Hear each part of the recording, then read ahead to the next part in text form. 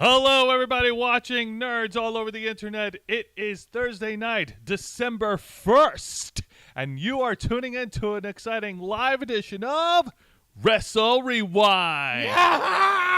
Hells yeah, let's crack open the bottle of holiday cheer and let's start by talking about good old-fashioned wrestling. I'm your host, Jose Casabona, host of Wrestle Rewind, host of the Ravens Flock, founder, executive producer, content manager, the big tall bald daddy of this amazing channel that you guys are watching and you're subscribed to and you're members of, and we appreciate every single one of you. The daddy appreciates all of you. Don't call yourself daddy. Daddy's a title that is earned. You don't just call yourself a daddy. It doesn't work like that. I know. I've tried. I'm an actual father. So you don't actually just get to call yourself daddy. You may be the father, but I was the daddy. No, you're not. Okay, no, you're really not. I'm Mary Poppins, y'all. Okay, okay, now I see what you did there. All right, and of course, joining behind the camera is the host of the Black Files, my tag partner for Wrestle Wrewind, the man who puts in the man hours behind all the videos that we produce on the channel every single week, the father of the Ravens Flock. In case if I need to give him any more validation. I'm not the father of the Ravens Flock. I'm just a father. You are a father. You're right. You are the parent of the Ravens Flock. Yeah, that's a little more accurate. You and Angel and a are man, a bunch of overgrown man babies. And a man who's going to need a whole bunch of pain pills after the review tonight, Mr. Juan Arouse. Thank you for that introduction, Jose. Don't you ever forget the mister. And much like all our other shows on this channel, we are simulcasting on youtube.com/theravensflock and twitch.tv/theravensflock online. Hit the subscribe or the follow button on the bottom right corner of your screen. Hit the notification bell to stay up to date on all of our media content. Leave your questions and comments down below, and we will answer them during the duration that we are live. And if you wish to go above and beyond, sorry, I did the sucking pose. Then you too can become an inner flocker. For $4.99 a month, you will have exclusive access to all of the amazing perks that comes with our membership service. Juan, tell them. Well, for all our glorious and wonderful inner flockers in the YouTube chat, why don't you go ahead and show off your flocking pride by showing off the custom emojis and your membership badge. Also, you get access to Members First and Members Only content, a special discount to our merch store for members only, link in the description below, and you'll also get to be part of the discussions that help shape the future of this channel. Absolutely. I also want to say hello to Shamanistic Unicorn Tam and Project Metal Music already in the YouTube chat. Hello, folks. Welcome to Wrestle Rewind. Thank you very much for joining us tonight. And speaking of shaping the future, yeah, we are near the end of 2022, and it looks like the wrestling landscape continues to bloom. Well, here's Lorraine Lamour jumping into the chat, and Lisa Boo. Hello, folks. Hello, everyone. Thank you for joining us. Now, before we get to the actual reviews, reviews of what? Pray tell, what do we do on Wrestle Rewind? Here on Wrestle Rewind, we review 3 of the most watched exciting wrestling programs in North America, which is WWE NXT, All Elite Wrestling's AEW Dynamite, and Impact Wrestling, which airs on Access TV. Well, actually, they just announced that they're moving over to a different channel. More details on that later. What? Yeah. You're shitting me already? We just made that joke. I know. But that being said, before we get to the weekly reviews, Juan, I think it's time we need to talk about the main event for this year's. Hold on. Before you say what I think what I hope you're going to say, Jose, much to my surprise and delight, I gotta set it up properly here before you do it, Jose. All right, fine. Well, as Juan is setting it up properly, first of all, I'd like to do a big birthday shout out.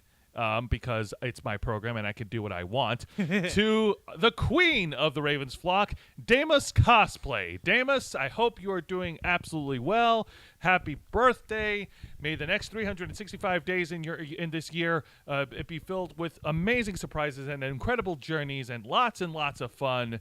Please take good care of yourself. Have fun. Don't party too hard. Save some of that party when we see you at Holiday Matsuri, Damus. We love you very much. Absolutely. Those of you guys who are newcomers, Damus Cosplay is a former member of the team, a former member of the flock, and they are an incredible sewist, cosplayer, costume designer, one of the best we've ever had the good graces of knowing. They were too good for this channel. They were way too good for this channel. Seriously, you should see them on their Instagram page. Holy shit. I agree. They're the fucking they're the shit. I agree. Jose, I believe you were about to announce something that we were going to discuss. Yes, Juan, it is time. It is time for us to discuss the main event of this year's WWE Survivor Series, War Games.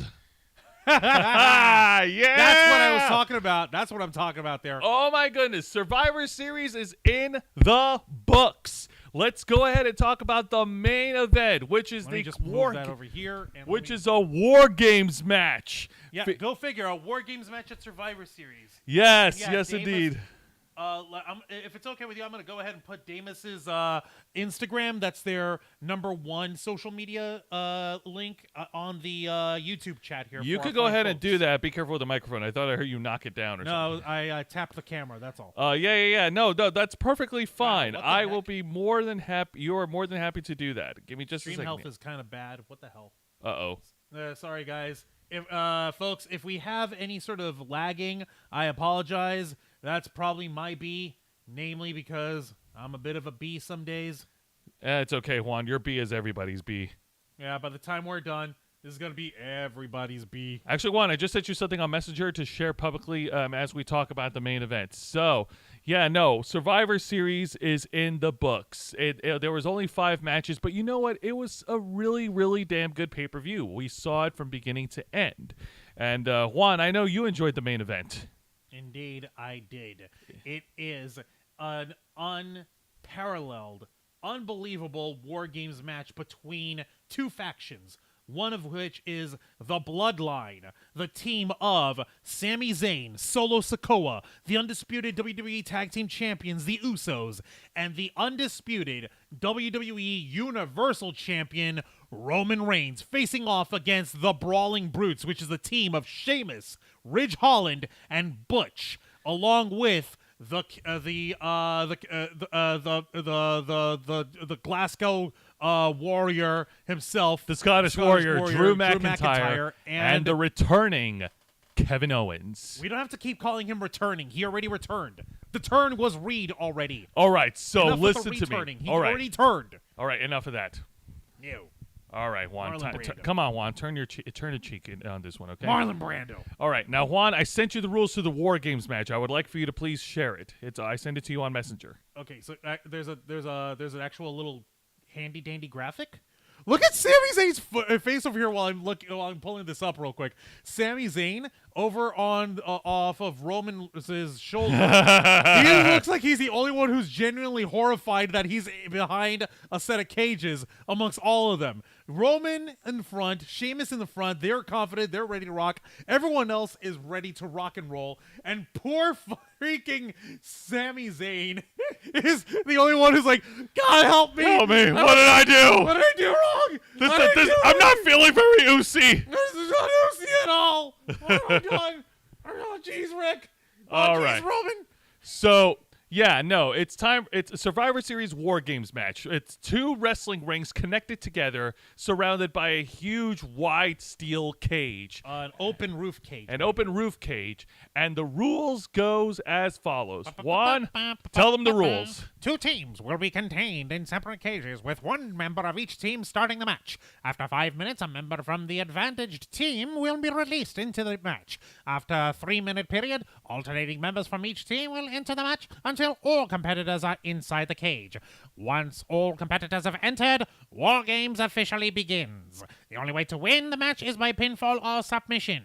So basically at this point, you've got, what is that? That's 8 people. So 8 times 3, that's what, 18 minutes? No, 10 people. No, Jose, you start off with the first. Oh, yeah, first. Yes. Okay, Yes. 18, and then the first 5-minute bit, so that's 18.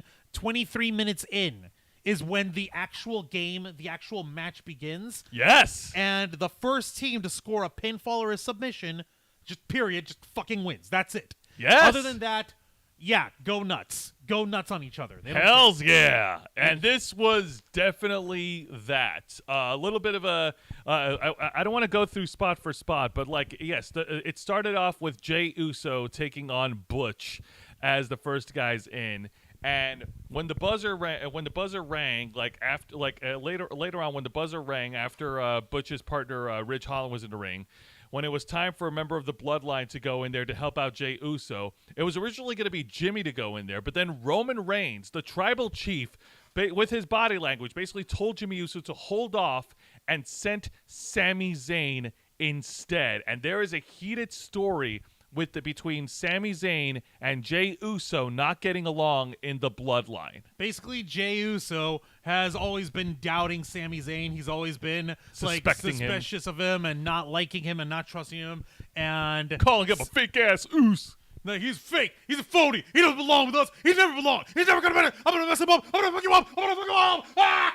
Everybody telling Jey Uso, dude, chill the fuck out. He's on our side. Sami Zayn, ever the lovable doofus that he is, he broke the wrestling world by coining that ridiculously hilarious Usi phrase, which apparently is the goddamn what is it? Samoan or whatever language it was, for like ass or vagina or something. Oh my God! One of the two. One of the two. Very Usi. Ha, as in he ain't got no coochie on him. Okay.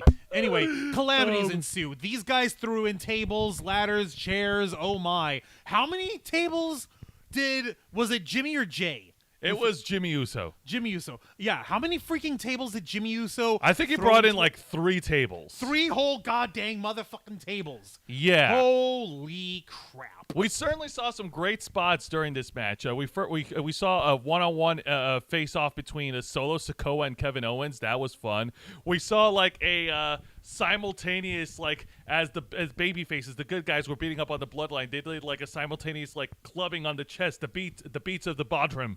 That was so awesome. Of the Bowery or something like that, or whatever. Basically, okay, you've folks have to remember the thing about the Word Games match. Like as they said, it's 2 rings connected side by side, along with a setup for a giant steel cage. Now there is a little bit of a gap in between the 2 rings, but that gap is filled in with like a little steel platform that's maybe 1.5 feet wide. Yeah. And basically, every single member of the Bloodline was stuck in that gap with members of, Team Brawling Brutes on the other sides of the ring inside.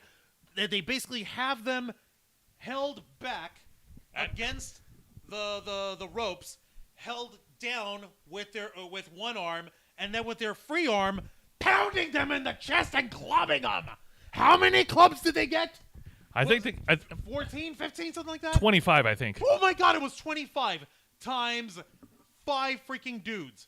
That's 125 beats to the freaking chest. If there were a single man, they would be myrtleized. Their chest would be ground beef. They would be halaled to death. And also, actually, no, halal is actually just a way of preparing food in accordance to sacred Islamic tradition. That has nothing to do with it. Point is, they get their asses whipped. And during the match, to learn my stuff. And during the match, there was a pivotal moment where there was a miscalculation as Jey Uso was trying to go in for a super kick against one of the baby faces. They ducked out of the way, and Jey Uso kicked Sami Zayn in the face instead. Rather than showing concern or bereavement over the fact that he ended up kicking one of his partners in the face, Jey Uso, remember, he's the one who's got the problem with Sami Zayn, basically shrugged it off like, what? And what? I don't give a damn. I don't give a damn. I'll kick him. I'll kick you. I'll kick Roman. I'll kick Solo. I'll kick everybody. I'll kick the referees. Ah! Oh my God!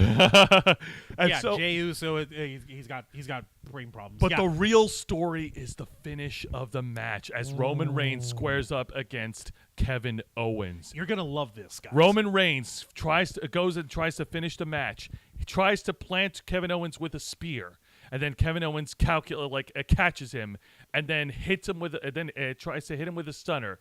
The stunner was countered, but then finally plants Roman Reigns with his signature pop-up powerbomb. The referee counts to 1, and then 2, and then And then Sami Zayn literally grabs the referee's hand before he could count to 3 and give the good guys the win. Right in front of Kevin Owens. Another thing that folks have to remember is that Kevin Owens and Sami Zayn, they used to be the best of friends. Yeah, but you know, Kevin Owens has a really hard time in staying friends for a long time, you know? Yeah, it's called Kevin Owens is a little bit of a douche. He was a bit of a douche. So, it's time for some retribution. So, after that little shit that happened, what's his face? So, then Sami Zayn did the unthinkable. He turned on his best friend, Kevin Owens, and low-blowed him right in front of Roman Reigns to show his commitment, to show his loyalty to the bloodline, to his adopted family. From there, he throws Kevin Owens into the corner. And then he charges in and hits him with the haluva kick. A gigantic running kick straight in the fucking jaw. And instead of him pinning Kevin Owens, instead of Roman Reigns pinning Kevin Owens, he sets it up so that Jey Uso can go to the top rope, hit his Uso splash, and pin Kevin Owens to secure the win. Your winners of this year's Survivor Series War Games, the Bloodline. So, in one fell swoop, Sami Zayn cements his dismissal of his former best friend, shows his loyalty to his tribal chief by nut-chucking Kevin Owens, beats the shit out of Kevin Owens, and as a final definitive olive branch, gives Jey Uso, the one who has been doubting him and crapping on him and trying to get rid of him, and only earlier in the match kicked him in the face with no regrets. No, I'm saying nut-chucked. Hit him in the balls! Gave Jey Uso the pinfall for the victory. Yes, so, and then in the final moments after the match, Roman Reigns and Sami Zayn embraced each other in the ring as brothers, as family. And then afterwards, the entire crowd of Boston, Massachusetts popped as Jey Uso and Sami Zayn finally hugged it out. They finally hugged it out. It was so sweet and dumb.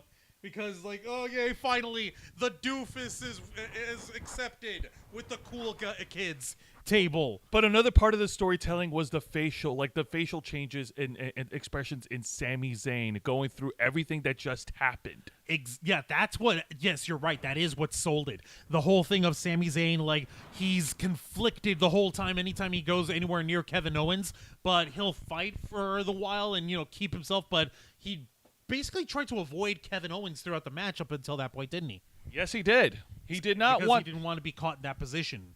Yeah, no kidding. That being said, I love this new chapter that's in this story, and I can't wait to see what happens on SmackDown tomorrow night. I know that this is building to either Sami Zayn pulling some sort of elaborate scheme to take down the Bloodline, or the Bloodline turning on Sami Zayn. So that was this year's WWE Survivor Series War Games. So Juan, how did you enjoy the Survivor Series pay-per-view? I liked it. I liked it too. The whole pay-per-view was great, save for Ronda Rousey versus Shotzi for the SmackDown Women's title, because it was predictable and it was utter garbage. Sorry, but not sorry. It's okay. I mean, you can't win all the time, I guess. I guess not. Yeah, but anyway, so that was Survivor Series. That's in the books. That's done and over with. Let's go ahead and now move on to this week's review of WWE's NXT. All right. Ah, shuck it, duck it, quack, quack. You had to. Yeah. You had to kill it. I am so ashamed of you. All right, so the match opens up with a one-on-one women's match, and it features Roxanne Perez versus Indy Hartwell. Yes, Roxanne Perez. We're back to supporting indie wrestling. And yeah, Roxanne Perez, the former Ring of Honor Women's World Champion, Roxy, and she still God, like I like her as a wrestler, but it seems like her only expression is just smiling all the damn time. Even during serious moments, she's still smiling. She smiles a damn smile. Well, she's just so happy to be there, Jose. Yeah, I know. It's a dream. All right. She's living the dream. You're gonna crap on her for living the dream? Meanwhile, what if people crapped on you for living your dream? Meanwhile, Indy Hartwell, for reasons, is on a mean streak, and she's proving that she's the dominating force in the NXT women's division by taking out all of the undercard women up to this point. So these two has fights. And apparently during the stakes is who's going to be getting the momentum in this year's women's Iron Survivor Challenge in their upcoming pay-per-view event, NXT Deadline, which still sounds like a title for a news show. I know, it's kind of Could you imagine Shawn Michaels sitting in front of like a news booth and wearing being serious with a suit and tie on and giving the news? This is the Heartbreak Kid, Shawn Michaels. And here's tonight's news on NXT Deadline. First off, I can't. First off, I catch up with Stan, a guy I kicked in the face 15 years ago. Where is he now? Wait, wasn't he a wrestler? Who was he again? He's Sean Spears. Sean Spears! Oh, God! He's in AEW. He's taking a break because he's having a child, Juan. Well, you're an asshole. He's having a child. So what? All right, so I had a child too. It was horrible. These two had a great opening match. The fans love it. The fans are obviously behind Roxanne Perez 100%, and everything comes to a head at the end where Roxanne Perez executes the Pop Rocks, still a cool name for a finisher, to get the win. So your winner, Roxanne Perez. Great match, great way to open up the Orlando crowd, a great way to open up the show. Very nice. All right. Nothing from Indy afterwards? No, like, frustration, no whan, no nothing? No, nothing like that. Not even a surprise Dexter Lumis, so no. Yeah, come on. We could use a surprise Dexter Lumis. Aren't they still married? Isn't she Indy Lumis? Yeah, but Dexter Lumis has his own plans, like how best to stalk the Miz. Or giving out more of that WWE contract money to children. Yeah, what is that about? I was about to say, like, okay, Miz is just terribly irresponsible if he's running around with cash in his bag. Yeah, what the hell's wrong with the guy? I don't know. Celebrities, man, they're stupid. Yeah. Well, some join wacky cults, some endorse bad NFTs, and some carry cash money on them and get their asses whipped by creepy stalker guys. You know what they all have in common, though? What? They all end up on TMZ!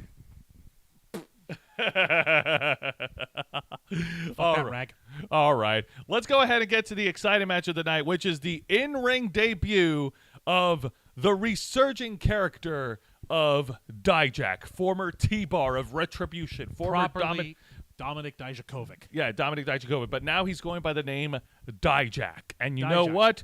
That is a fucking cool name. I fully endorse Dijak. Dijak was actually a name that he actually was called during his early years in Ring of Honor. It's kind of simple. His full name is Dominic Dijakovic. Yes. That's his actual full name. So Dijak just makes sense. It's just an abbreviation of his name. Oh, yeah, indeed. And speaking of Retribution, he basically mowed down poor schlub, Dante Shen, the wrestler from Singapore, who they made such a big deal of during the whole 2.0 rebranding. Man, oh man, how he fell down the pecking order. That sucks. Sucks to be him. Yes. Dijak made a quick work on Dante Shen, putting him away with the Feast Your Eyes finishing move, which is basically Sammy Guevara's GTH, Go to Hell. But done by someone with character. Hey, Sammy Guevara has character. Yeah. Spoiled character. Well, I mean, okay. Oh, come on. You found him entertaining from day one. I found him entertaining. Now I find him grating. Can we have some growth? Can we have a little character growth? I'll save more crapping on Sammy Okay, you know what? You know, yeah. You know what? You have a good point. Blah, he still looks like a goddamn little teenager. What the fuck? All right. So, and then after getting the win, he then cuts a heel promo, putting all the top NXT guys on notice. He name drops Apollo Crews. He name drops Braun Breaker. He name drops Wes Lee and all the other baby faces, and that he is coming to exact justice. He can't say what he would actually be exacting. Ah. Retribution. Oh man. That being said, I'm very happy to see Dijak finally like in his own like organic character instead of being some stupid cheap knockoff of Antifa. Needless to say, Antifa. Like, Antifa. Yeah, that was so stupid. That's absolute. Vince McMahon for you. That is absolutely stupid, and I'm glad that he's back in NXT, literally setting the bar and not the T-bar. Ha. Ha. I know I went there. Ha. All right, let's get to the exciting segment of the night. And oh no, you forgot to. That was part of the thing, the post-match thing. There was no. No, you didn't click on the one. Oh, that my bad. But let's go on. But let's go ahead and talk about the exciting segment of the night, and it is a video package, a vignette of a debuting NXT star coming straight from NXT UK.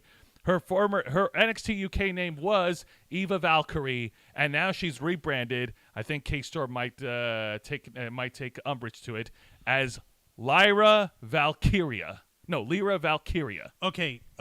Did she pronounce it as Lyra or Lyra? I think she pronounced it as Lyra Valkyria. Then it's okay, cause that's all right, is it? Okay.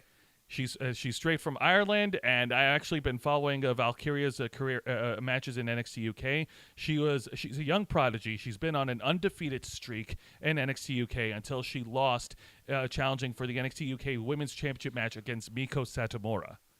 All right, if you're going to lose to anyone, it better be to a legend like Miko Satomura. Oh yeah, absolutely. Okay, I can take that kind of a loss. That Miko Satomura is a premier wrestler, like male or female. That part doesn't even fucking matter. She is a top tier veteran of the game, so she's if you're allowed to get your ass whipped by her. Yeah, absolutely. And then afterwards, Valkyria took some time off to heal from injuries, and she's basically been put on the shelf throughout the entire time. When NXT UK closed its doors down, when they had to release several talents from NXT UK. Thankfully, she was not one of the released stars. Thank goodness. And yeah, no, she'll be arriving in NXT very soon. Lyra Valkyria is coming soon. Yes, and during this promo Hopefully segment, she comes a lot sooner than Veer Mahan. You're an idiot. No, I'm not. The Veer Mahan is coming. Vignettes will never not be memeable shit. That is true. But I like this video, this vignette. Like it shows her like running in the forest, and she has like black raven wings. Haha, a woman after my heart. So automatically, I could tell why you like her because she was also speaking like. Gimmick.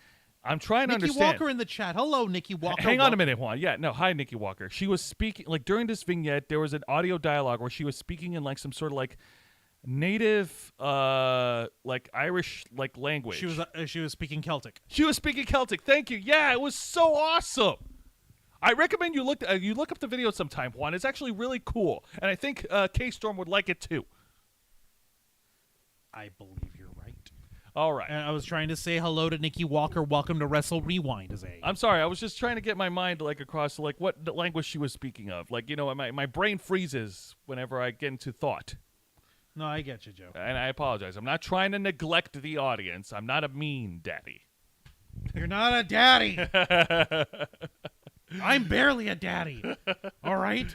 God dang it, Joe. You're a better dad than the most dads I know. Well, I'm a dad, I'm a father, I'm a parent, but daddy, I don't know. That part's debatable and stuff. I have not actually had anyone daddy me officially. Like, all right, let's go ahead and get to the match that nobody asked for, which is a one-on-one encounter with Malik Blade versus Von Wagner. Okay, so Von Wagner 1 week was challenging for the NXT Championship against Braun fucking Breaker. The next week, he's beating on some tag team dude? Pretty much. I think the guys at NXT backstage went like, oh shit, we made a mistake. He ain't ready.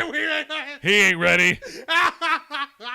Like, oh shit, we messed up. All right, send it back. He ain't ready yet. Pretty much. All right, so I literally got bored watching this match while I was also texting, so I'll get to the point. So it was a one. The texting session you had was more engaging than It was a one-sided squash. Von Wagner made quick work of Malik Blade, got the win, and then afterwards he got into a fight with the super heavyweight of the trio. He's not on the picture, unfortunately. The returning Odyssey Jones. So I guess they're setting up a rivalry between two big hosses, Von Wagner and Odyssey Jones. Good for him. I don't give a fuck. Get Von Wagner out of my TV screen. There. Thank you. Okay. You have to explain this next one to me. All right, what now the time frig? for a backstage interview segment with Mackenzie Mitchell and Big Body Javier Bernal. And Javier Bernal is saying that the holidays are coming around, and he's showing off some of his wicked cool merchandise, like the Best Body baseball bat. Man, that's 4 Bs. What the fuck? And the Best Body Javi pillow. What? No, the Best Body Javi body pillow. I think I'll take anime waifus over this any day. But he's not stopping there. You could also get the Best Body Javi male's cologne, to which he sprayed it on and completely turned off the interviewer. She said that it smelled like rotten cheese or whatever. Gross. Oh my God! I swear to God, I hope they don't turn him into a Rick Martel. Okay, God. if I had $1 for every dude either in PE or gym or at like the YMCA or like Planet Fitness or wherever who actually legit smelled like cheese, I'd have $2, which isn't a lot, but it's weird that it happened twice. All right, and then finally he turns around and he confronts the superhero luchador of NXT, Axiom. And Axiom cuts down Javier Bernal verbally before challenging him to a one-on-one match, which, spoiler alert, Axiom wins. Wait, what? Yeah, Axiom. Did they just cut to a match after that? No, they didn't cut to a match. I said I was trying to use a figure of speech. Axiom cuts down Javier Bernal verbally before cutting him down literally during their one-on-one match later in the night. Like, was the match immediately after this? No, it backstage wasn't segment? immediately. Okay, I was about to say that would have been freaking hysterical if it was. Yeah, no. That would have been funny. Now let's get to a very weird segment. This is a very weird setup. So WWE Hall of Famer and former WWE World Champion Shawn Michaels, the Heartbreak AKA Kid, the NXT commissioner, has called in some Hall of Famers to join him in the Knights of the Attitude Era table, I guess we're going to call it.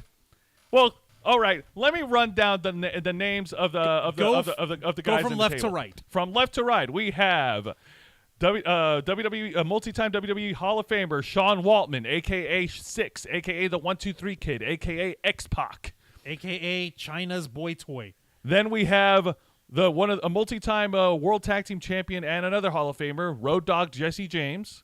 And in the middle, you've got the Heartbreak Kid, Shawn Michaels. Who's that lady? Who are the ladies over on the other side? The lady with the long brown hair is Alundra Blaze, the former Medusa, the woman who famously threw away the WWE Women's World title on an episode of WCW Nitro in '95. And the lady with the cute bob cut? That is Molly Holly, the former WWE Women's Champion. I thought I recognized her. She got a booty. Yes, she does. So, like I said, this was a very weird setup. What the heck was the point of this? Apparently, Shawn Michaels. Folks, you remember all these cool Attitude Era people?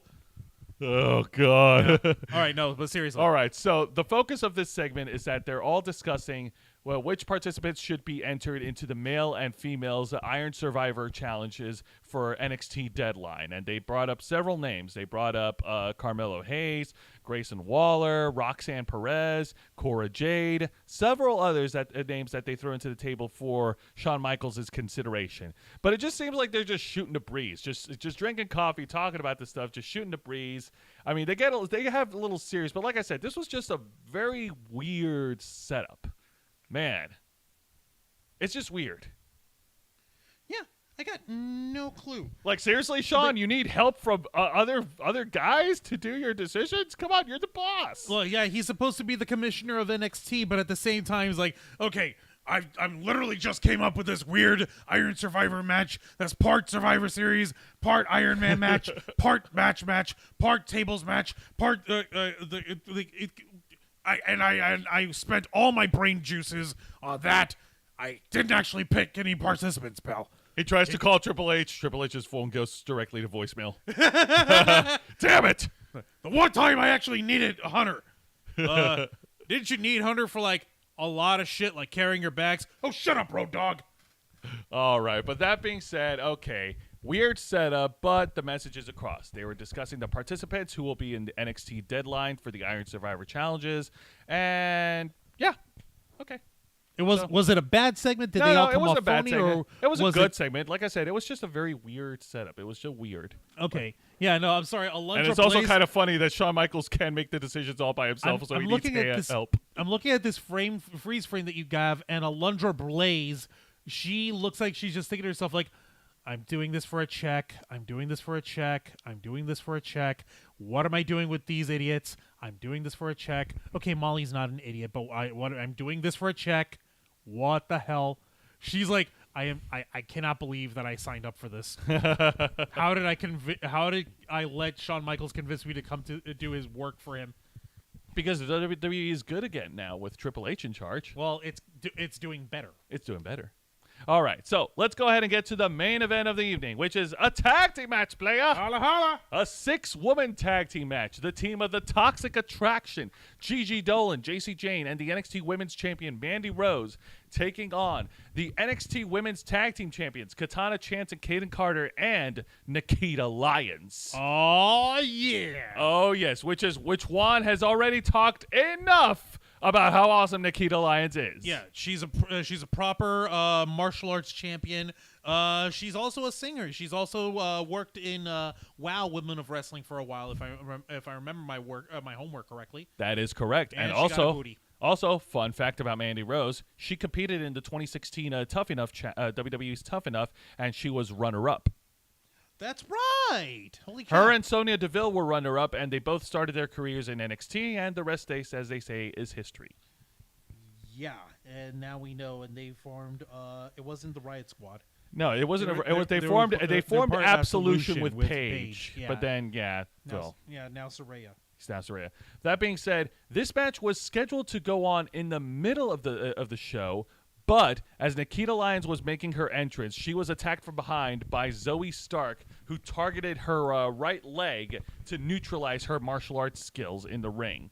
Oh, snap. Also, Tam, we saw that you went ahead and dropped a $5 tip in our tip jar here. Thank you so much. Thank you very much, Tam. I appreciate the $5 tip. Let's go ahead and talk about the main event. So this was definitely a lot of fun. Nikita Lyons ended up wrestling the main event. She was treated by medical professionals, but she was obviously sporting the bandage on the knees, and she was working hurt. Ow! I guess. How dare they? Yes. However, despite the great efforts from Nikita Lyons and the tag champions, in the end, Mandy Rose and Toxic Attraction, they picked up the win. How dare they? I These know. dastardly, evil, sexy women, because they're dastardly, evil, and sexy. Hey, boys and girls, how about them boobs? Okay, you could, yeah. Just no. Okay. That didn't make any sense. Even in the joke, it didn't make any sense. I don't understand. Oh, it made sense to Vince. We're not Vince. We're better than Vince. I know we're not. But that being said, the heels won, and that's what closes off NXT. Oh, my God. Whoa, I just had a brief moment of, oh, shit. This is what happens when you try to invoke Vince McMahon. Your brain starts rotting again. Do I have to change the logo back to the NXT 2.0 crap? No, thank you. No, thank you. No. I'll do it. No, Is that what you want, Mr. McMahon? No, I think we're good. Sure, sir? I think You we're sure? good. No. Are you sure? No. You sure? No, Sir? no, 'Cause I'll do it. no, I'll do it. no, I'll please do it. don't. I'll do it. I'll do it. Please, Don't let's make me just do it. move on. I'm gonna do it. What? You don't have doing to it. do it. I did it. No. That's what you get. Off the back on. I would, but you tapped into Vince McMahon's rotting brain juices over here. I can't help it. No, we are not doing this again. Now, good. Put it back to where it was. There we go. Much better. Fuck.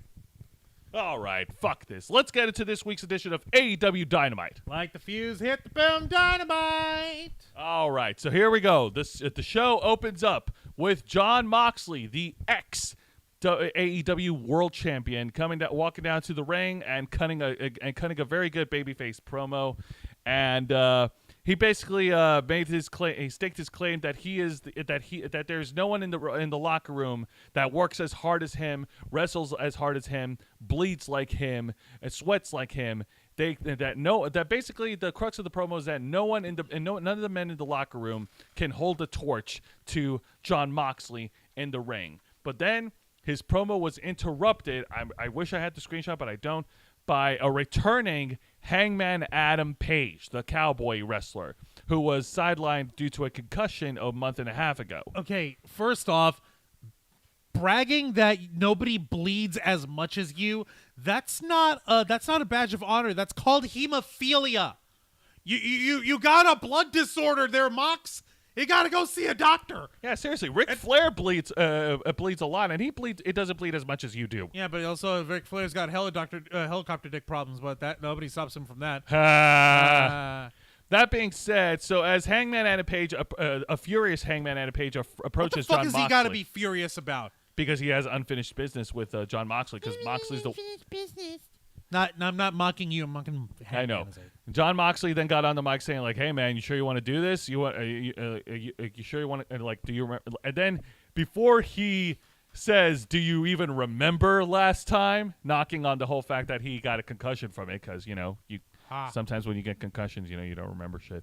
They has fight, and they brawled, and brawled all over the damn ring, into ringside, into the crowd. Security and referees are trying to break them up, and apparently, like, during the rest of the night, the brawling continued outside of the arena into the parking lot area. It was fucking brutal, and as far as... So Moxley's living his dream, just fighting the shit out of people instead of having proper wrestling matches. Okay, well, as far as post-championship feuds goes, yeah, I guess it makes sense that Moxley would be feuding with Hangman Adam Page. After all, they wrestled each other for the title, but they never got a chance to properly finish the match because of a concussion. And who knows? Maybe we'll see the heel. Maybe we'll see heel Moxley. Who knows? Maybe. All right, let's get to the exciting match of the night. And this match, is one of the many matches that personifies pro wrestling. One half of the Ring of Honor, IWGP, and AAA Tag Team Champions Dax Harwood from FTR taking on the American Dragon representing the Blackpool Combat Club, Bryan Danielson. Oh God, how many indie-rific dudes guzzled all over on their pants? Every single one. Yay. Oh boy, the Indianapolis crowd definitely got their money's worth. I just grossed myself out with Tam. She said, we all do have our own smell. I just grossed myself out. You dork. But Tam, we were talking about how Moxley freaking likes to bleed more than anyone else. He really does. He's got to keep that blood under control. Also, it's an actual disorder. Look it up. Hemophilia.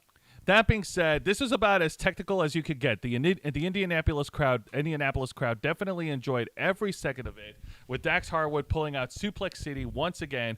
Bryan Danielson also working his ground game on Harwood, and then later on the match, they both just went through a war. It was like a war of attrition. Like, they started headbutting each other, as they're getting back on their feet, and it was so awesome. Then they tried to exchange clotheslines, as like a test of strength, like who can withstand more pain than the other. And Bryan Danielson's chest is fucking red. Like beet red? Beet red. Holy shit.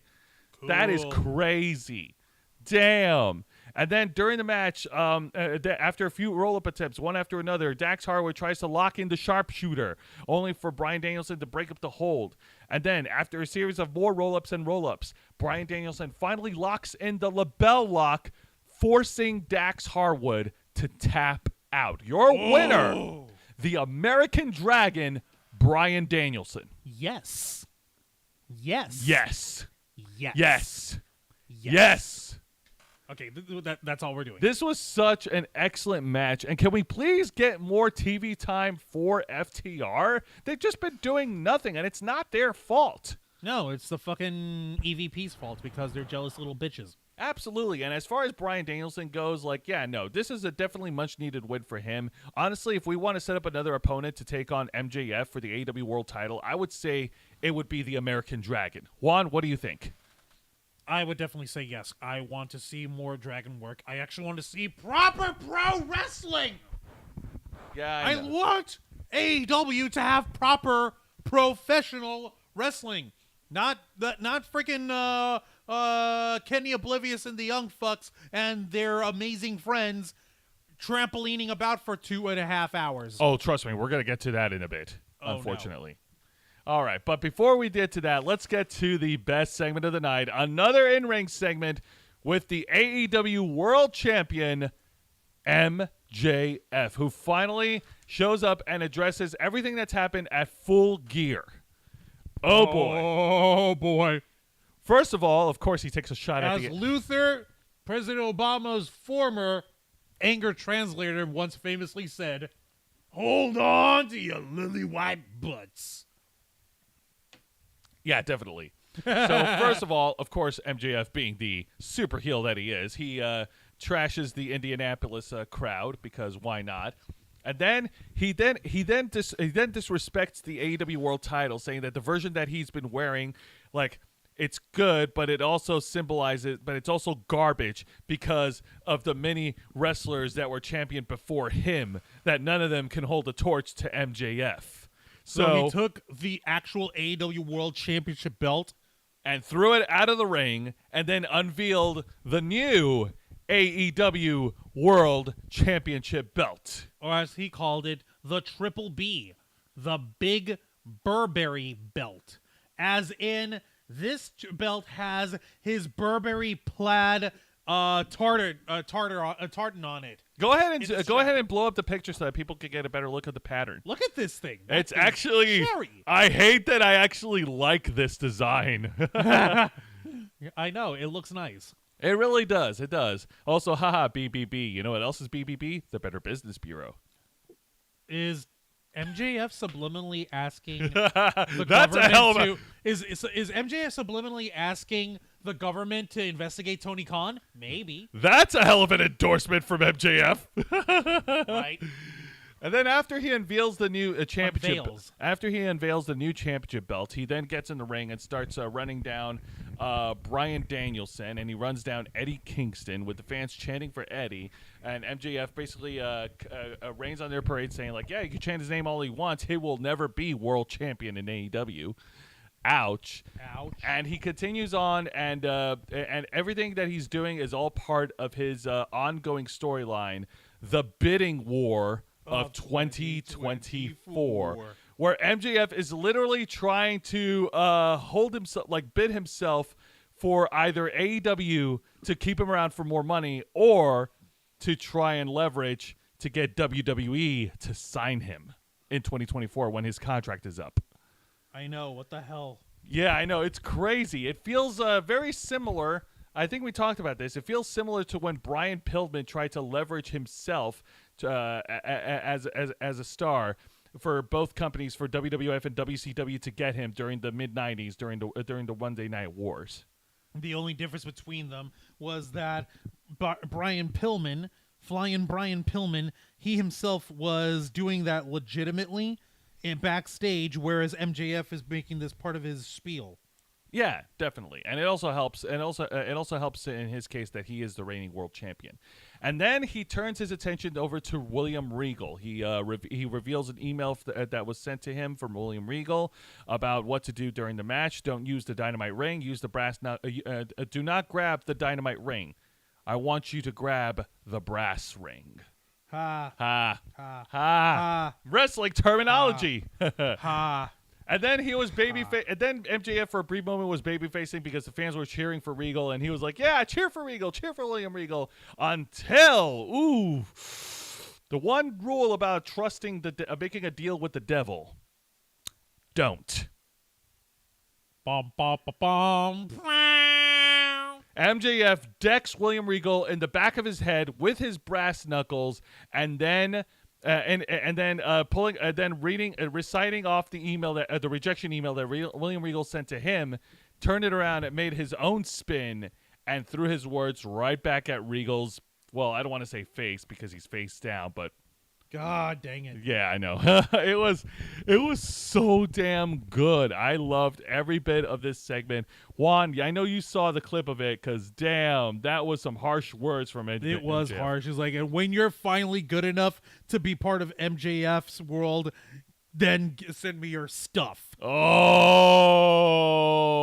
man. That is such some good a heel shit. dick. That is some good heel shit. I've talked with Juan about this. The 3 best awesome wrestlers to come from Long Island, New York. Mick Foley, WWE Hall of Famer, former world champion, who was Mankind, and Cactus Jack, and Dude Love. And the Commish. And Santa Claus. Yes. Matt Cardona, who was WWE Zack Ryder. He's also always ready. And MJF. Maxwell Jacob Friedman. This little son of a bitch. Now, something I do want to touch on right now is that apparently, like, now the news is circulating that apparently William Regal's contract with AEW is actually going to be up as early as January 2023, and that he's actually considering going back to the WWE afterwards. So, literally at the end of this month, it's possible that William Regal could be returning to WWE. Was this their way of writing Regal off of TV properly? Yes, because during the whole segment, Bryan we Danielson and the officials came down to the ring and they stretchered out William Regal and put him in the back of an ambulance to get him to the hospital. And we all know how that turned out for everyone's favorite professional wrestler, Shaquille O'Neal. Yeah. Ah! They put him in the back of an ambulance and he was never seen in AEW again. Oh my God. And you know what? Hang on a minute. You know what? Just so that we're all on the same page, just to make sure that we have all the details here, I actually want to do some live research. Courtesy of the radio. For William Regal and his contract status right now. So if you guys don't mind, please bear with me. All right, so let's see here. This was posted by Cage Side Seats 10 hours ago with the headline reading, "All signs point to William Regal leaving AEW for WWE very soon. Rumors, reports, and speculation regarding William Regal's future in pro wrestling has been heated up as of late." Let's see. Regal himself indicated that he signed a 3-year deal with AEW when he debuted with the promotion earlier the year. However, WWE has become a far more attractive destination for pro wrestling talent ever since Vince McMahon disgracefully left the company in July. Triple H has made a strong push to bring many of his favorites who were fired or let go by McMahon over the last couple of years. Since then, several AEW talents are believed to have an interest in returning to WWE. Please bring back Samoa Joe for something other than commentary. Yeah, speculation about Regal's future is running wild again after last night's Dynamite, where MJF abruptly turned on him during their very first segment together as allies. Now, let's see here. Fightful Select has followed up on the story with the following note. Talent is of the belief that William Regal's AEW deal could be up in December of this year. Meanwhile, PW Insider is reporting that Regal could be back in WWE very soon. This is from PW Insider. All signs are that William Regal, who's 54 years old, will be World Wrestling Entertainment bound shortly. Although we have heard nothing official from the company, there have been rumblings within WWE of late about William Regal returning in a backstage role. That would mean Regal would be exiting AEW, where it certainly appeared that he was written out of storylines last night on Dynamite, having been attacked by AEW champion MJF. Never to be seen again. Juan, what are your thoughts? It would be crazy if William Regal didn't try to find a way to come out of his contract, but then again, he's also the type of professional who's willing to serve out whatever contract term he has. He doesn't like weasel his way out of shit. Yeah. But Hunter would also be stupid to ignore him, like, "Hey, buddy, the boss now." Well, William Regal was also part of Triple H's inner circle when Triple H was running things on NXT and doing his own global localization projects. Like it was William Regal, Shawn Michaels, Road Dogg. It was all part of his inner circle of men of the powers that be backstage. And but yeah, on the other hand, Who knows? Maybe William Regal will stay behind because, hell, who knows how much Tony Khan has left in his bank account to pay him. He is a literal billionaire. He is not running out of cash anytime soon. Yeah, no fucking kidding. He's also a gigantic man-child. Yes, he is. That being said, let's get to the match of the night. Literally, it happened in a matter of seconds. I'm not joking. It's a one-on-one encounter with absolute Ricky Starks taking on Ari Daivari of the Trust Busters. And he literally wiped out Ari Daivari in a matter of seconds, hitting him with the Rochambeau, getting the win. And then during the match, Ethan Page from The Firm was cutting a promo on Ricky Starks, saying that he's going to be seeing him in the tournament finals in their upcoming AEW Dynamite TV special, Winter is Coming. But, yeah, you said it was gone, right? Yeah, it was gone. Yeah, blink and you miss it. You could literally cut this match out of the whole Dynamite. Cut what match? Exactly.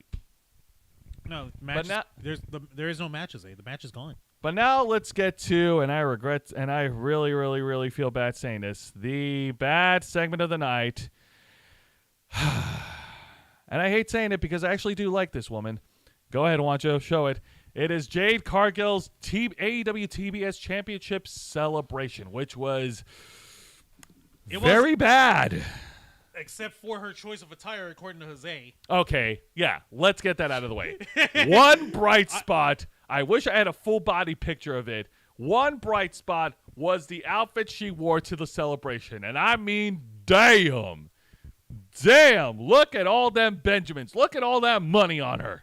Okay, all right. So her entourage. What's the name that she gave these two ladies? Okay, one of them is Red Velvet. She was part of the Nightmare family. I know that part. Yeah, and the other one, I forgot her name. I think her name was Layla Gray. I'm not sure. I forgot. Fine. Yeah, Jade Cargill, baddies. Yeah, the baddies. That was their name. Yeah. Go ahead. Yeah. Regarding the baddies, so let's see here. Who's Kira Hogan? Oh, yeah, she was part of the baddies, but she got kicked out by Jade Cargill after Jade Cargill got back her TBS title. So what the frick? Yeah, I know. Don't worry about it. You know, it's not important. No, what's important is Jose's seeing a very sexy lady. There. All right, so Jade Cargill cut a promo basically saying, like, hey, it should be an honor to be in the presence of a true women's champion. And the promo was okay. The promo was all right. You know, like I said, you know, in terms of mic work, she still has a lot of polishing that needs to be done.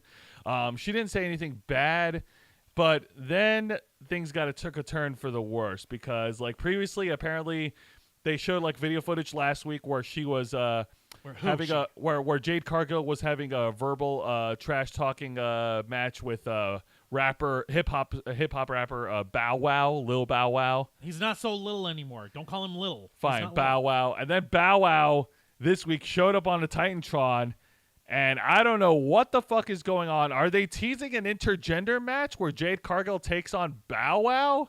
Is Bow Wow stalking Jade Cargill? I don't this is not a good look, bro. This is not a good look, and no one ever asked for this at all. What? Why? Okay, first of all, celebrities in wrestling, not uncommon.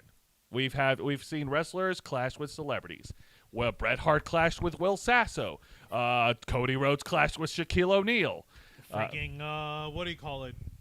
I was trying to think of one from Impact. No, it's okay. Stone Cold Steve Austin briefly clashed with Iron Mike Tyson in 1998 before Mike Tyson turned babyface at WrestleMania. Yeah. What do you call it? Stone Cold also gave Donald Trump a stunner. Yeah. Butterbean wrestled at WrestleMania 15, killing Bart Gunn's career. Yep. By killing Bart Gunn. And the less we talk about David Arquette in WCW, the better. Hey, you can't kill David Arquette. All right, but no one really asked for this. Bow Wow, okay, personally, I haven't heard anything new of Bow Wow since ever. Okay, he's been rapping steady. Awesome. Fantastic. I'm glad you're able to do that and you're able to make a living with your art. Where have you been?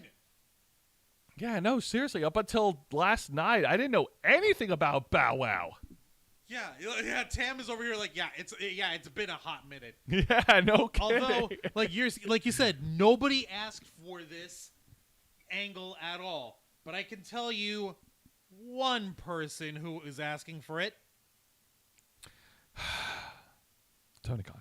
Tony fucking Khan. That coked out dweeb. Now you got me. Now you got me saying it. The day he stops acting like a coked out dweeb with more money than common sense is the day I stop calling him a coked out dweeb. Damn it, Tony Khan. Why you got to be such a cod? Because he There. It's so bad I abbreviated. COD. C-O-D. Coked out dweeb. Do not abbreviate my stuff. It takes the sting off. I want him to feel the sting of every word. I may be an overgrown,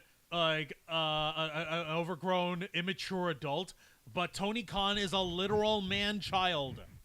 Oh, no. You want to talk about man-childs? All we got to do is talk about the main event of AEW Dynamite. I'm just waiting for Juan to just go, no. I'm trying to hold. Okay, I'm going to continue and not look at the screen. This main event is a Getting that out of my system now. I'm not looking at the screen. a six-man tag team match in the Best of 7 series for the AEW World Trios Championship, where the Death Triangle, the defending champions, Pac, and the Lucha Bros, Penta El Cero Miedo, and Rey Fenix, take on the, I'm not going to call them by their cool name, I'm calling them the AEW Executive Vice Presidents, Kenny Omega and the Young Bucks. Oh, God. Okay, so this is exactly what it sounds like. It's whoever wins the most out of seven matches wins the whole shebang and becomes what, the Trios champions? Yeah, so expect to see them for the next 4 weeks. No. Okay, a best of 7 or like a best of 5 series or whatever, as it actually ought to be. That's the kind of shit that actually needs to be saved for like pay-per-view events.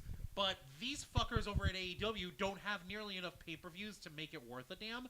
So Tony Khan, our favorite coked out dweeb, fucking gives away 6 of the 7 matches on free TV. Yeah. So there's a fucking missed opportunity to make money if there was ever a way to make money with this crowd. All Number right. 1. Number 2, Death Triangle's as good as dead. Like, you have 2 members of Death Triangle trying to be heels and evil. If you don't believe me, look at Penta El Cero Miedo. He literally looks like a freaking monster out of my worst nightmares. Hey, I like that. And then, Kenny Oblivious and the Young Fucks basically doing their same shit. Basically, They you haven't can't changed. have They're this still the show without same. they literally have not changed. They literally have not grown. They literally have not done anything new or different with their characters at all since starting this goddamn promotion 3 years ago. Have some growth. Have some change. Have something. Anything. Ah, fuck, I looked at the screen. Fuck! Nope, no change. Same elite. No. Same shit. No. And they came out to the song Carry On My Wayward Son. That's because Tony Khan, the fucking coked out dweeb, is also a money mark. He bought a license for this fucking thing. These guys built themselves in their big return at Full Gear as like, oh, everyone will carry on because the wayward sons of AEW have returned. You cannot live in AEW without the love and support that you have to give to the most incredible professional wrestling Guys, artists of Juan all is time. doing the best he can. This is the most tamed I've seen Juan when it comes to talking about Kenny Omega and the Young Bucks. Yeah, I'm trying to control myself because because my freaking camera equipment is expensive and I don't want to replace it. Then I'll get straight to the finish. So, because there's way too many spots because they're all spot monkeys. Pac tries to hit the Black Arrow. One of the Young Bucks, I believe it was Matt Jackson, was able to counter Pac and then roll him up, pinning his shoulders to get the win. So now the score is Death Triangle 2 wins and the Elite have 1 win. So now they're going to have a 4th match next week.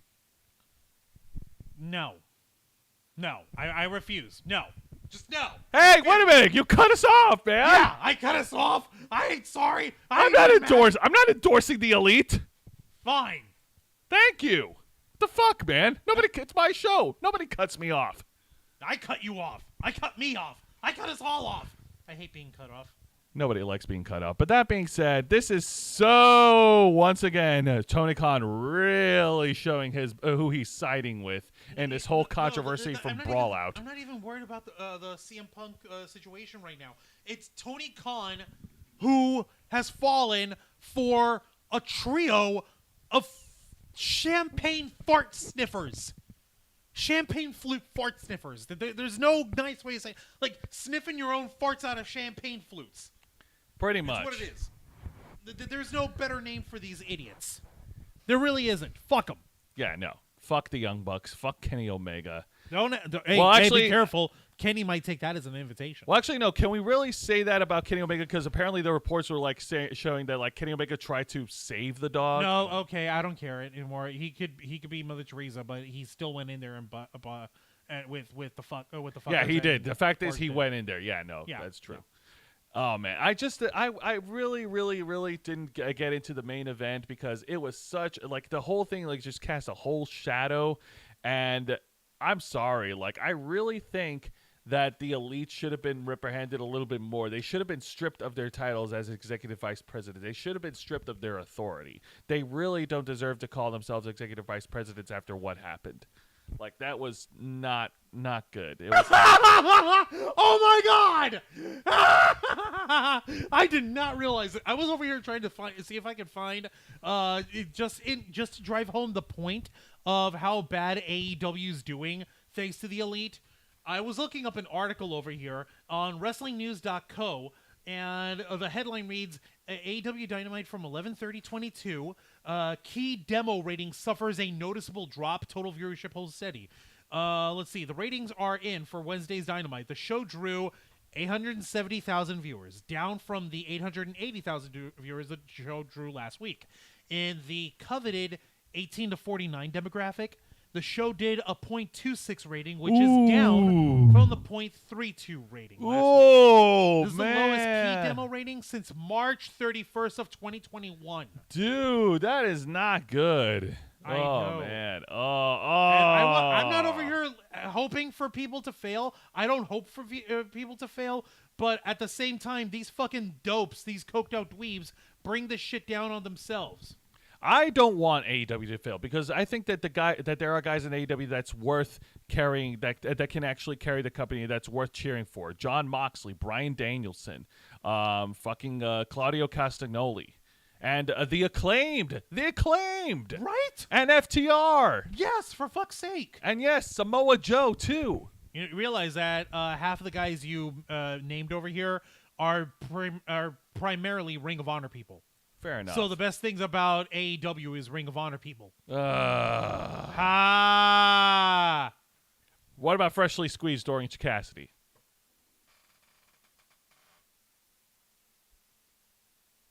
Thank you. I don't care what people say. He's fucking entertaining. Funny equals money. Anyways, all right. So let's go ahead and move on from AEW Thank Dynamite. God. Fucking hell. I'm sorry I had to sour your taste there, buddy. I hate you. I know. But let's go ahead and talk about the, well, it's supposed to be the opening match of the night. But before we get to that, a now turned heel, the number one contender for the Impact World title, Bully Ray, multi-time tag team champion, one half of the Dudley Boys. Yeah, no. He returned as a babyface. A lot of people were saying, "Oh, don't trust him. Oh, don't trust him." And oh man, Fine, you don't want to trust me? Fine. I don't gotta be trusted.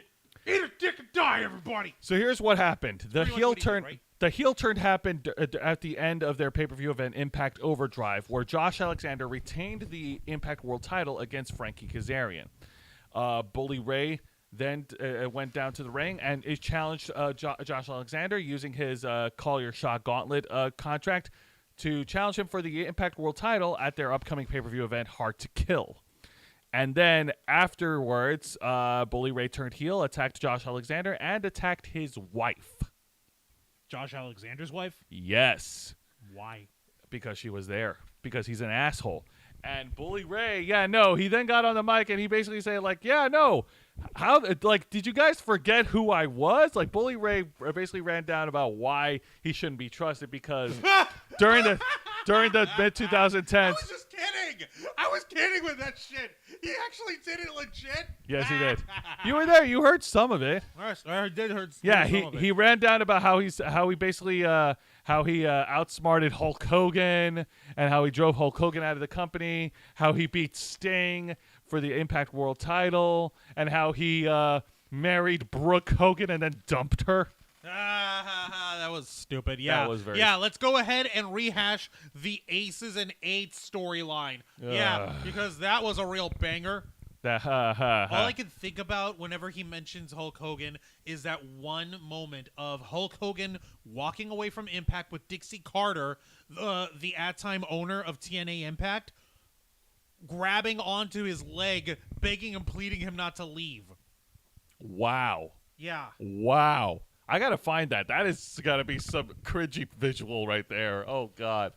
No, don't do it now. Let me do it on my own leisure. What the hell is that? Who the hell is that guy doing there? Oh yeah, that's Rich Swann. He was running it for his match. So let's go ahead and talk about the match. Juancho, go ahead. I was about to say, like, did Rich Swann just was he sneaking up on him? Yes, he was. All right. Like, So while yeah, Bully Ray was in the middle Rich of a promo. Swann, Rich Swann versus Bully Ray. The match immediately kicked off after Bully Ray's promo, and these guys did work over each other. We got some really cool spots in here. Bully Ray obviously using his size and power to overwhelm Rich Swann. Oh my God! Found it. Send it to me in a message. I want to share. I'll share it on my own time, but. Yeah, no, and then we got a brilliant 450 splash from Rich Swann, which looks pretty awesome, but only got a 2 count. And then this finish was so goddamn dumb because it happened right in front of the referee. Bully Ray grabs his chains from the turnbuckle, decks Rich Swann right in the face in plain sight in front of the referee. Gets disqualified, and he's confused, like, wait, why am I being disqualified? Oh, gee, because you used a fucking weapon. Because you used a fucking weapon in the middle of the match, Bully Ray. You dope. Then the match was friggin' dope. Then the match was thrown out as a disqualification, and then Bully Ray continued his onslaught, grabbing a steel chair and slamming the chair onto Rich Swann as Rich Swann is crawling away from him around ringside while referee and officials are trying to get the chair away from Bully Ray, but up to no avail. And then former ECW World Champion Tommy Dreamer ran down to the ring to try and stop Bully Ray. And then also the Impact Executive Director Scott D'Amore went down to the ring. And oh my God, it was so funny. Scott D'Amore took his blazer jacket off, his tie off, his headset off, and it looked like he was ready to throw down and fight, calling Bully Ray a piece of shit while chasing him around. And then Bully Ray got a few words in to shoots back against Scott D'Amore, saying, "Yeah, you're right. I'm a piece of shit, and you're the guy that hired me." Like, yeah, that's right. Like, who's the real piece of shit? The piece of shit, or the piece of shit who hires the piece of shit and pays the money to be a piece of shit? Oh my God. I didn't like the match finish, but oh my God, that was very, very, very good. Are you sure I can't show the folks that image since I just All right, found it? fine. Show it for a few seconds. God right. damn it. I was Yeah, trying to move away from the old days of TNA. I know. This was the gnarly-ass aftertaste that to this day, Impact Wrestling has been trying like hell to wash out of people's mouths. That is Dixie Carter. That is a lady who's supposedly a businesswoman that holding on to, for dear life, the leg of Hulk Hogan as he left Impact Wrestling and he was walking up the ramp and leaving. She was pleading him not to leave, like, no, please, I can't do this without you.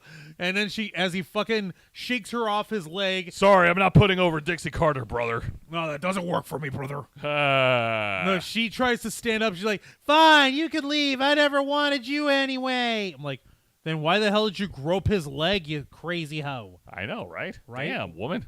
Right? All right. Have some dignity. Have some self-respect. Speaking of dignity and self-respect, let's get to a brilliant video package that hyped up the main event, and it is of tonight. And it is the video package of the multi-time women's champion and multi-time Impact Knockouts world champion Mickie James doing her video package talking about her final rodeo, and how she also gave a thumbs up to the women of the next generation in the knockouts division, and how it's all like part of her motivation to do the one final rodeo to show that she can still hang. And then in that same video was her opponent for tonight, La Virtuosa Deonna Purrazzo, and these two had wars in the past. Earlier this year, where Deonna Purrazzo, where Mickie James beat Deonna Purrazzo in a fucking bloodbath in the Texas Death Match at Hard to Kill. So wrap that around your head. Deonna Purrazzo basically called Mickie James a fucking liar, and that Mickie James has no interest in putting any of the younger talent over, and that in the main event she will expose Mickie James for the liar and the phony that she is. Oh no! Yeah, I know. Yeah, I know. I actually got to see this match bell to bell. It was banging, but we'll get to it soon. We'll get to it when we get to it. But let's go. But unfortunately, there weren't that many exciting matches that happened during the night. A lot of the matches seemed kind of there, and the only closest match that was nearly exciting was I don't have to photographic. It was Frankie Kazarian versus Steve Macklin, but that match got thrown away in another DQ finish, another disqualification, because Macklin grabbed a chair and started wailing the chair onto Frankie Kazarian. Like what? Another DQ finish. I hate this crap. Come on, guys. We could do better than that. This is really reinforcing. It's lazy booking. It's lazy booking, and oh my god, this is really reinforcing me to my original thought of changing up the format for Wrestle Rewind for next year. Oh my goodness. But thankfully, not everything was bad, because well, actually no. Let's go ahead and get to the match of the night. yeah. Let's get. Oh man. It's Moose versus Bhupinder Gujjar. This was nothing more than an enhancement match for Moose. Bhupinder was just there to count the lights and take the fall. He did put up a good fight.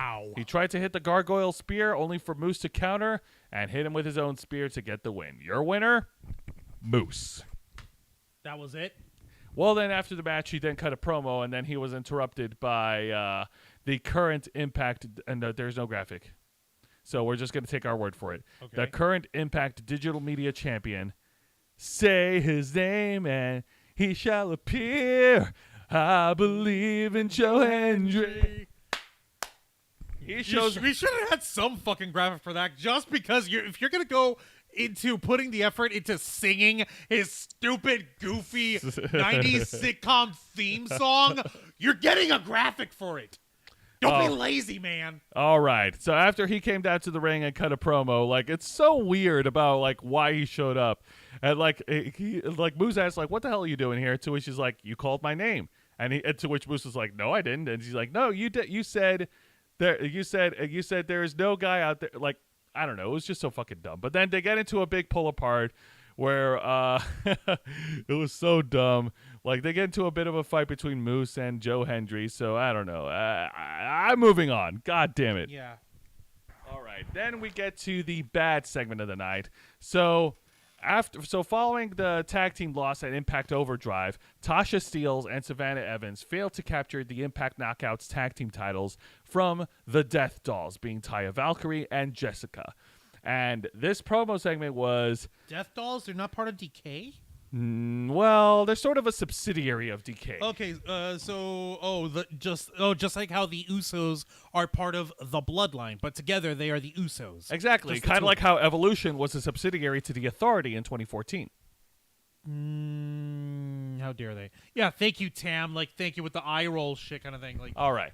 What the hell with the Joe Hendry shit? I'm sorry. Tasha Steelz, the smaller woman in the right, she is not good at cutting promos at all. She is not very good at talking.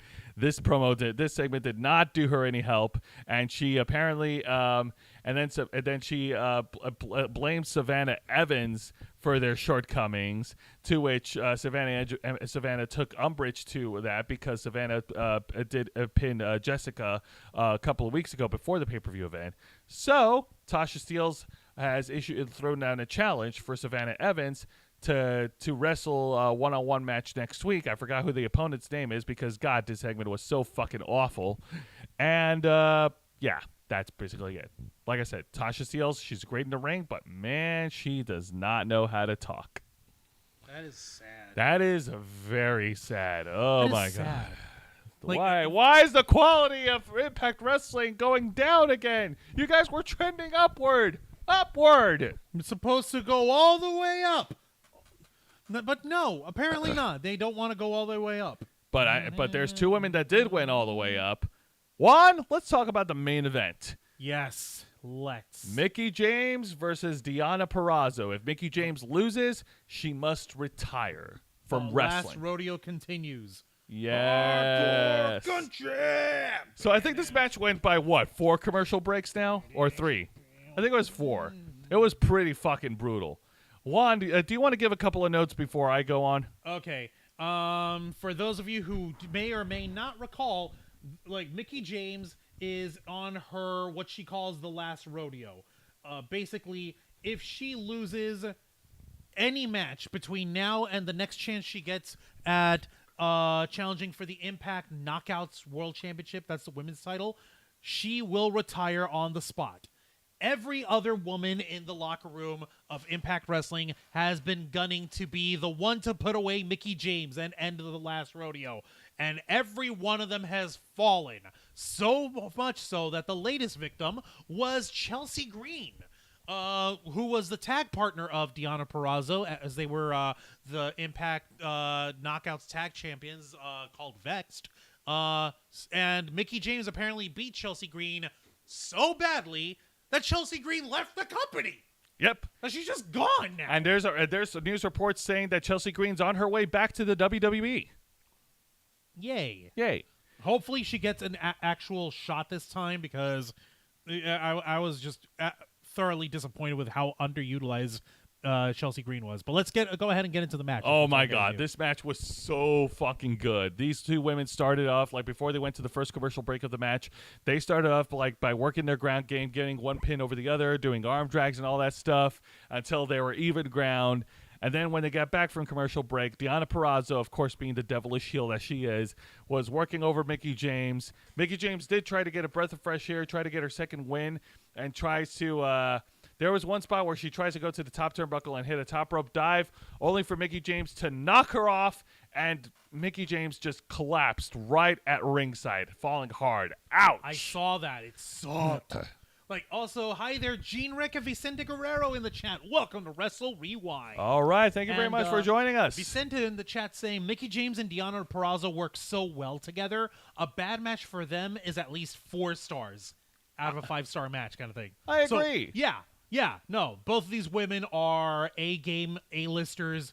They're the best of the best. Absolutely. Deonna Purrazzo deserves every bit of accolade that she's earned, and Mickie James has lived up to her storied reputation as one of the best wrestlers in the history of women's wrestling. So getting back to the match, Deonna Purrazzo looking to seal her victory with the Queen's Gambit, which is the Karl Gotch piledriver, only for Mickie James to counter, hit her roundhouse kick right into Mickie James's head, and then to Deonna Purrazzo's head, and then Deonna Purrazzo locks in the Fujiwara armbar submission to force Mickie James to tap out, even going to the point where she locks in both arms for the submission. And then Mickie James crawled her way and then got to the ring ropes in time using her feet. Great ring intelligence there by Mickie James. And then we get to the finish as Deonna Purrazzo tries to roll up Mickie James with the O'Connor roll, only for Deonna Purrazzo to counter roll and literally grab Deonna Purrazzo by the tights. Wait, Deonna Purrazzo grabbed Deonna Purrazzo? No, Mickie James grabbed Deonna Purrazzo by the tights to get the win. Your winner, Mickie James. The last rodeo continues, folks. Holy shit. Did she just send Deonna Purrazzo out of the company now, too? Oh, no. If she did, that would be terrible for Impact Wrestling. Like, come on, man. Right? Don't. One of the last few good wrestlers in Impact remaining. It'd be ridiculous if Deonna Purrazzo went ahead and up and left. Oh, my goodness. Vicente Guerrero was saying, and Jean threw up to her inner flocker emojis. Thank you for that. Vicente, WWE better not fuck up Chelsea Green like last time. Green has proven in Impact and GCW how good she is. You're damn right. That's right. That is indeed true. Considering that Triple H is bringing a lot of the NXT wrestlers that were unceremoniously fired by Vince McMahon back into the fold, I wouldn't be surprised if Deonna Purrazzo went back to the WWE. That being said, it was a great match, and Mickie James definitely deserves a win. But then after the match, Jordynne Grace's music hits. The current Impact Knockouts World Champion. She walks down to the ring and she recognizes that Mickie James is on her final rodeo, and then challenges Mickie James. She's going to put up her Impact Knockouts World title on the line against Mickie James at Hard to Kill. So it's finally happening. This might be the final chapter to the last rodeo, Juan. Mickie James. Oh my God! Clearly, Jordynne Grace issuing the challenge to Mickie James. Mickie James right up in her face, right back at it. Like, oh yeah, you want to do this? You're really sure you want this? There's only one thing that I can ask for, and I hope you'll forgive me, Jose. What are you gonna ask for? Now kiss. Fuck off, Juan, you idiot. You fucking idiot. Seriously, look at how nose to nose Mickie James and Jordynne Grace were. Oh God. We're not making that. I mean? We're not making that deal unless it's sealed with a kiss. Right, I was about to say. I have such a crush on these two women, and they can crush me. You, me, and every other guy that watches wrestling. Like any other guy with half a brain over here. Also, Gene Rick dropping a $4.99 super sticker, throwing up the laughing emoji, the little exercise pair. Throwing up little ha-ha-has, little laughing. Thank you, Gene Rick. We appreciate that. Hang on a minute. Vicente Guerrero chiming in. What's Vicente saying? Jordynne Grace handshake and then pulling forward was a flashback. Trish did the same thing to Mickie James at Survivor Series. Better love story than Twilight. Sound mind. Thank you. Yes. Actually, yes. This was a better love story than Twilight. Actually, yes. Oh, God. Now, that should have been the end of the show. That should have been the end of the show. That should have been where they fades it black, where they close the programming. However, we were then given a very, very, very weird video segment. Cutting off half your face. Here we go. Of leaning over like that. Yeah, we're given a very weird video segment from Violent by Design, being specifically Eric Young, the leader. And Cody Deaner, the follower, on the right. On the right. This was so fucking weird. Do you remember what the subject was? Okay. What's his face? So Cody Deaner, this is taking place in a jail, in a prison, and Cody Deaner is the prisoner, and Eric Young is the warden or whatever. They're in an interrogation room here, and what's his face? What's his face? Cody Deaner was handcuffed to the table until he wasn't, and then that little silver thing in front of the chain, that's a shank. Yep. That's an actual shank. Prison shank. A prison shank that was produced by by Eric Young. They're talking about all cryptically you are you know what needs to be done if you want to be out of here, if you want to be part of this again, you have to embrace the violence. It is by design. Are you going to embrace the violence, Cody? I know what I have to do, but I don't know if I have the strength to do. We're just gonna get to it. It was weird. It was creepy. And then it broke out into a fight for who's gonna stab who, with a lot of hilarious facials that they did while struggling, including this facial. Yeah, it's what the frick is going on? What is happening between these two?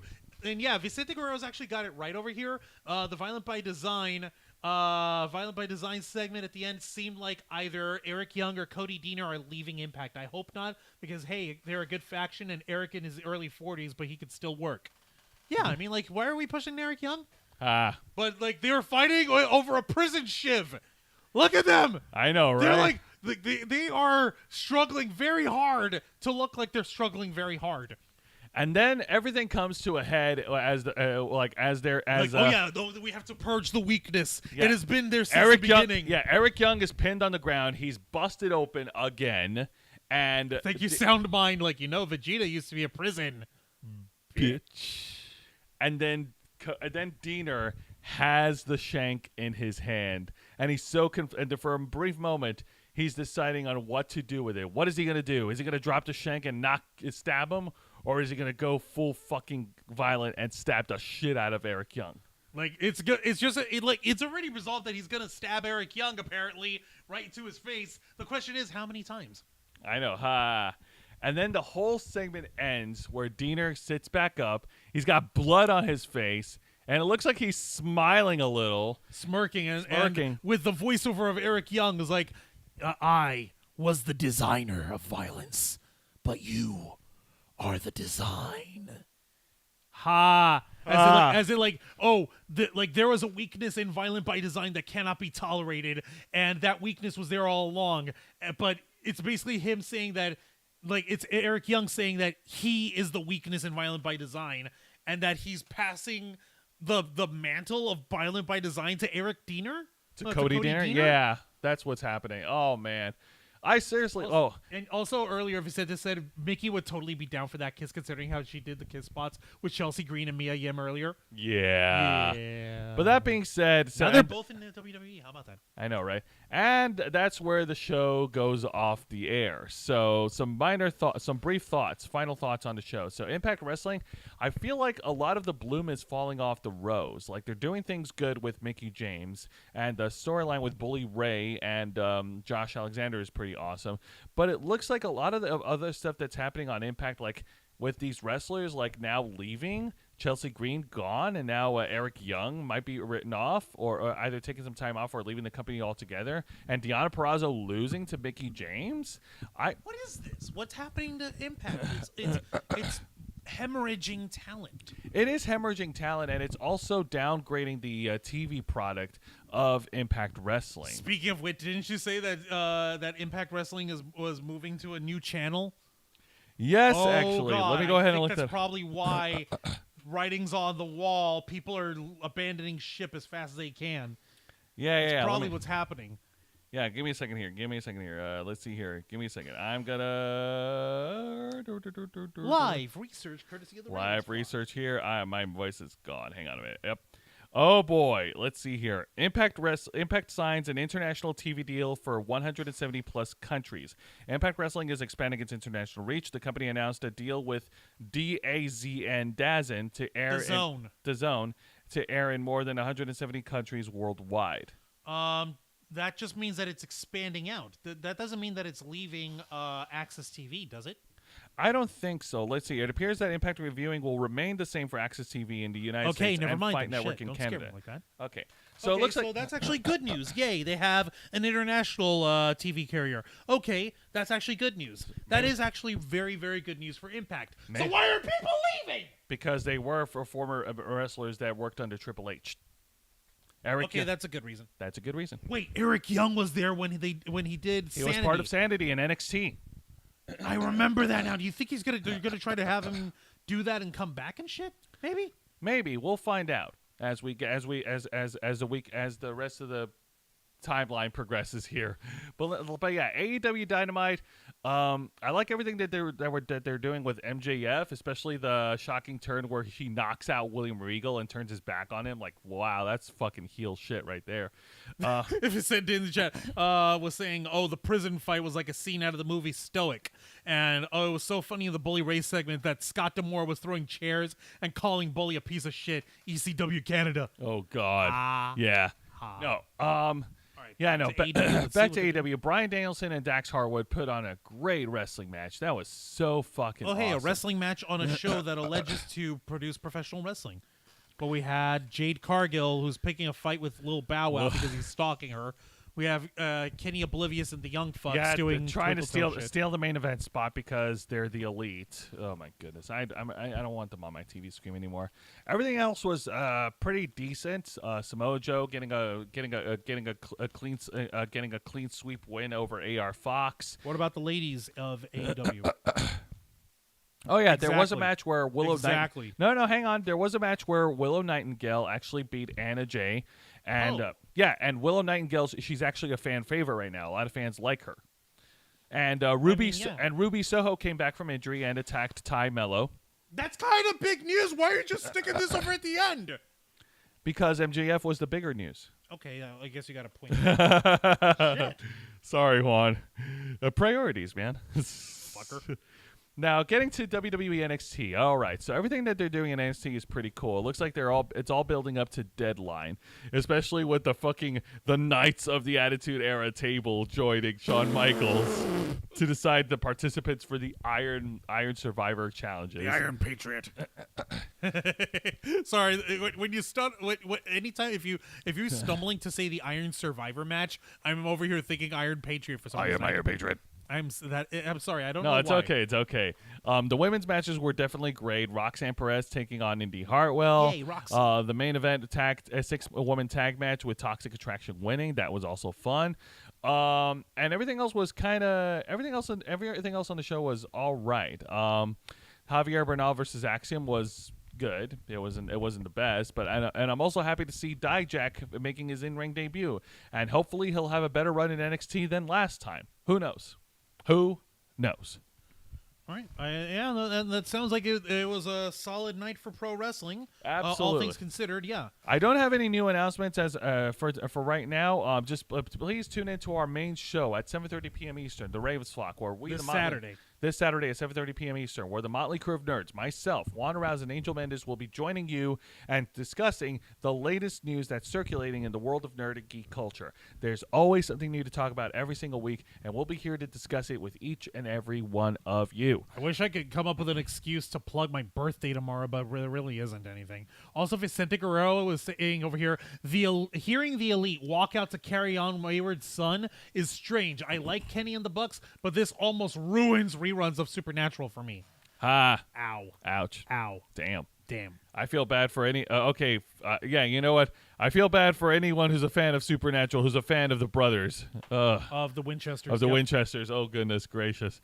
But that being said, I'm pretty much done. Juan, plug us away. All right, you sure? Let me see here. I actually wanted to find out which Guitar Hero game was Carry On Wayward Son in. It was a Guitar Hero 2. I knew it. Okay. I was going to guess 3. All right, MJF healing Regal was no shock, no matter how good Brian sold it. Wait, Brian? Wait, what do you mean Brian? Who's Brian? Not Brian Danielson. Oh, and Tam was saying, wishing me happy birthday. Thank you, Tam. Appreciate that. Oh, wait, hang on a minute. This is now breaking news. According to PW Insider, Eric Young is returning to WWE. Oh! What? Oh, I fucking called it! Oh, shit! Oh, shit! Oh, my God! Fuck! Yeah! No, what? Don't. No, that chair is expensive.